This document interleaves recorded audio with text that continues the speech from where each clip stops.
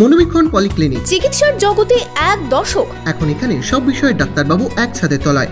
Phone করুন 7477999515 এই নম্বরে। বড়োয়ার হেতিয়া গ্রামে প্রাক্তন স্ত্রীর বাড়িতে রাতের অন্ধকারে অগ্নিসংযোগের অভিযোগ।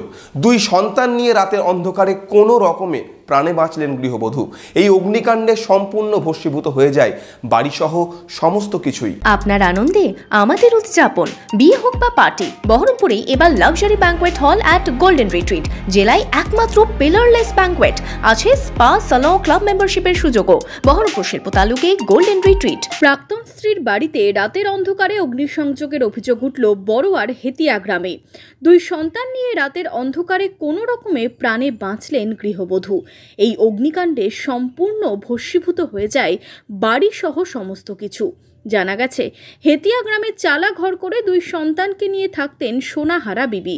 গত বৃহস্পতিবার রাতে ছেলে মেয়ে নিয়ে ঘরে ঘুমানোর সময় বাড়িতে অগ্নিকাণ্ডের ঘটনা ঘটে। কোনো রকমে প্রাণে বাঁচেন সকলে। দমকল কর্মীদের চেষ্টায় আগুন নিয়ন্ত্রণে আসে।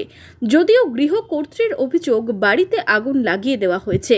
এই ঘটনায় প্রাক্তন স্বামীসহ বেশ কয়েকজনের নামে থানায় লিখিত অভিযোগ দায়ের করেছেন ওই মহিলা। মেহরাজ আর মেহেরুল দুজন আমি নিজের চোখে দেখেছি। আগুন লাগিয়ে দিয়ে মোটরসাইকেল নিয়ে বাজেকুন্ডল পানে পালায়। আর মেহেরুল কেনেলের ওই পাশে বাঁধ আছে, বাঁধ দিয়ে ওই পাশে কেনেল। মেহেরুল হইল আমার স্বামী। ওরা হ্যাঁ, ওরা দুজনাতে আগুন লাগাইছি। আর তার 3 দিন আগে ওদের বাড়িতে বসে কামিরুল, মিরাজুল, মেহেরুল, রাজন, সায়ের, মেহরাজ ওরা সবাই মিলে মিটিং করেছে ওদের বাড়িতে বসে। কিভাবে অগ্নিকাণ্ডের ঘটনা ঘটলো তা খতিয়ে দেখছে পুলিশ।